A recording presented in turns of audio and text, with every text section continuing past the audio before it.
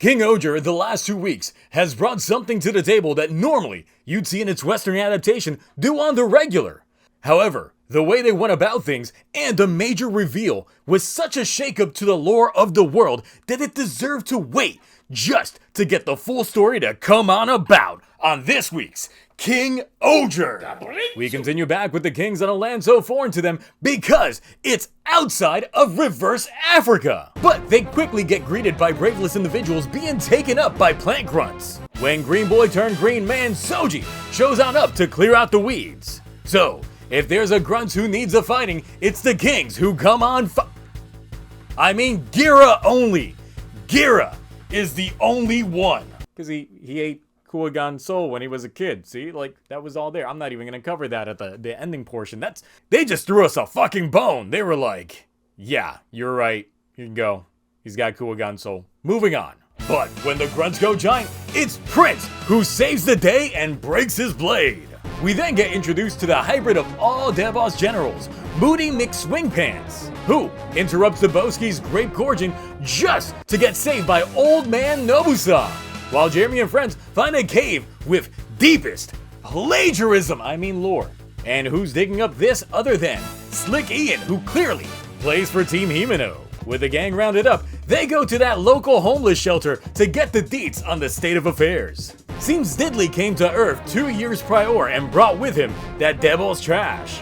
And left with the looming threat of him, Daigo and Uchi leave the group to go to space. But while journeying out there, they find Prince and leave him behind because they ain't got time to babysit. Clearly, the talk of space, time, and dimensional travel is too hype for Yanma to resist, so he's gonna fix Prince's blade. We now join Devos HQ inside Uranus. Moving on, since everyone's currently lacking in some bravery, and Gira is the only one who can supposedly transform, they insist that he kick Prince's ass until a little bit of that Shoe God soul goes to the Prince as well. Oh yeah, Yanma also globs some red paint, and now the Prince's sword is 3 times faster. So it's time to take on Moody McSwingins with the power of Samba and Kip bashing. And although they successfully beat that ass, it's the Big Bug Boss who shows on up to curb stomp them. While Ami finally makes her appearance back in the show, Ian finds more of that mural to Jeremy's shock, as it seems that the humans of the KingOhger world came from this Earth, and they needed a spaceship in order to go from Japan to Africa. So Big Bug Boss can't contain the brave and dips, but this gives the kings time to find a way to motivate the people. We even get a cameo of Deka Yellow, aka Nobu's sister, who is also Yanma's favorite Sentai girl, to give our out-of-world people fresh attire. Rita finds a Mofun replacement and Himeno realizes that these kids ain't got no rhythm. But Jeremy, still rocking the classic fit, feels the need to let the people know that he is the plagiarist.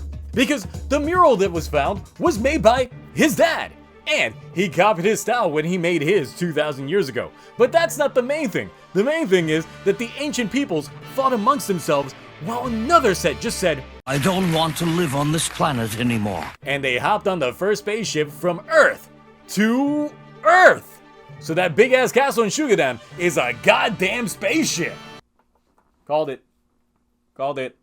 So Ami on the other side of things gets chased down, and Prince just can't let his person get hurt like that. And he rushes in, head first, just to save her and free the dinos. Introducing the Mad Tyrant King Gira to her. はじめまして、弱能です。 Sounds about right.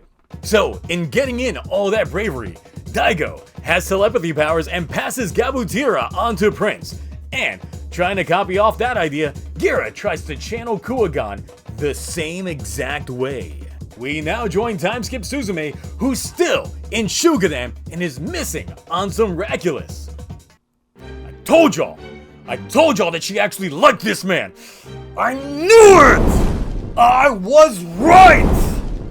Enough about me tooting my own horn. She's rocking bling, which happens to misguide her into transforming the castle into its spaceship mode, with the Shoe God stowing away.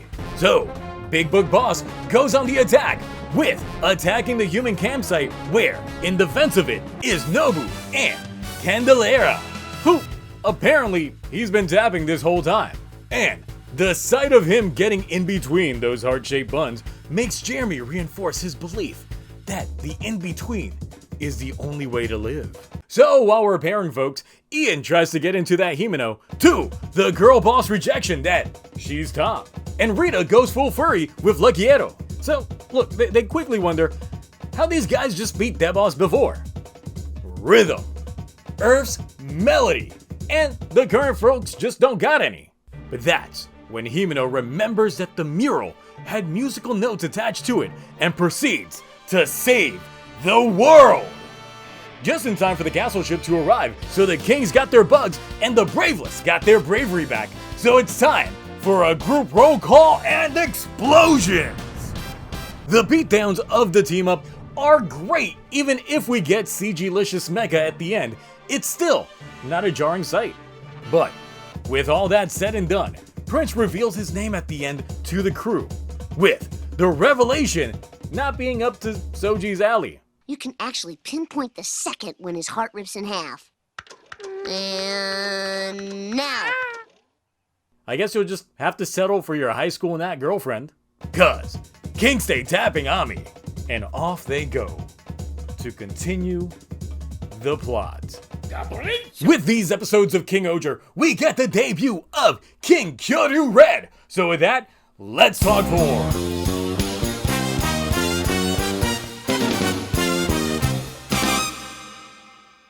It's just the kit bash of Carnival, KyoRyu Red, and Kawagata Ohger's chess piece. It's decent, but it didn't really move the needle for me. Carnival was clearly a much more superior form, but I get the implementation is probably due to Yama's paint job on Prince's sword. It's a B-tier design. Rating time! I really felt that it would have been improper to review these episodes separately.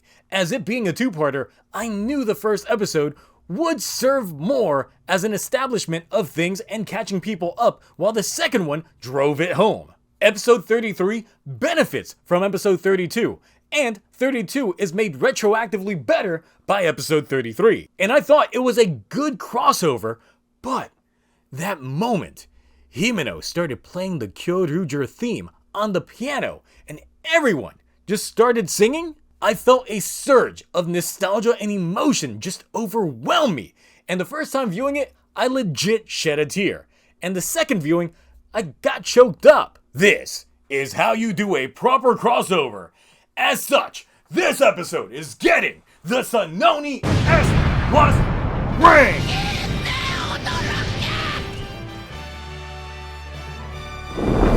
Tying a 10-year anniversary into the continuity of the current show is a risky thing, but it was genius in the way they implemented it here. Because narratively, they made it work. There's no denying the shared universe that these two shows have, as we now know that the humans of the King-Ohger Earth came from the KyoRyuger Earth 2,000 years prior. It fundamentally adds so much to the lore of both these shows, since proper KyoRyugers did not exist 2,000 years before. Even with the Spirit Rangers of the season, they don't go back that far. Which means the mural likely depicted Torin's goals and aspirations after having made the Zyudens back in the day. And since Torin would have been the only one on the human side capable of having such technological secrets, he probably had direct involvement with Jeremy's father, and why he already has an appreciation of beings that are just not like his own. This also means that the roots of the technology that originally powered the King Caucasus castle, as well as the Shoe Gods, was likely bravery. Since, remember, in the beginning of the series, Yama stated that the Shoe Gods could barely function until he modernized and changed their energy source. See, fundamentally, all this shit is just working. You know what isn't working for me though? Whoever is in charge of their graphics department. First half of the show, we had a clear map of the King-Ohger Earth. But then recently, it's just been regular Earth. Then they reversed the map, it's reverse Africa, and now it's just regular ass Earth again. The inconsistencies can just drive a person mad and I'm already there. But otherwise, this crossover also introduced us to time dilations, as Daigo and Uchi ran into Prince in their travels, where he clearly comes from the future of their own world. But at the end of the day, since those two are still out there and searching for Dagdead, I wouldn't be surprised if once their schedules open up, the actors could return for the final battle or yet another crossover event or even a film. There's a lot of potential that could or maybe won't get paid off. Here's hoping though. What is great about this crossover is that if you didn't watch KyoRyuger back in the day, you're not left too much in the dark. But if you did watch it, then it adds another layer to what you're watching. And I did watch this show way back when it was airing, and I definitely enjoyed it. But I've not rewatched the show in the last 10 years, so I've only watched it the one time. But that's what helped add to the nostalgic feeling, as it rekindled a lot of memories. I was also surprised with the supporting cast showing up, including Deca Yellow.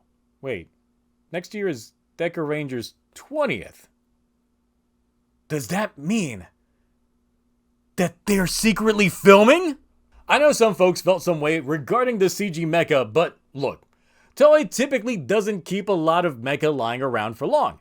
Those suits just take up a lot of space, so CG was the clear answer here. And honestly, it worked. Looking at the poor execution of CG Zords in Power Rangers Once and Always and again in Cosmic Fury, this shit in King-Ohger is miles better. Dombro CG hobbled, so King-Ohger CG could fly.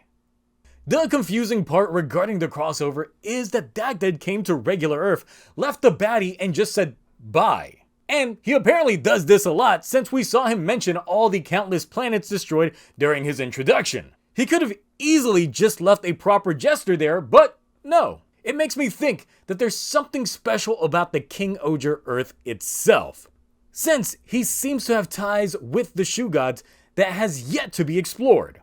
But also that it implies that the ancient humans arrived to a world of the Shu Gods. Yet, how does that explain the compatibility between King Caucasus Castle and that's another confusing part. So it's possible that Dagdead originates from that planet.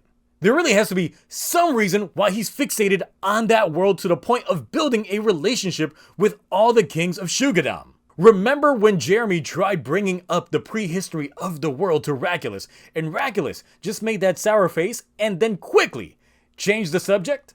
See, it's so good. This is how they pay a lot of those early seeds off. Look, I can go on and on and on and on, but there's a lot. There's a lot. I'll cover more of it when it comes to Tokutonic this Friday night. But at the end of the day, can we just take a moment to appreciate the kings in their modern fits and accept that Himeno saved the world? So with that being said, what did you think about these two episodes of King-Ohger? The crossover of it all, and better than Power Rangers? How about the CG? Also better than Power Rangers? Anyway, that's it for me. Until next time, bye.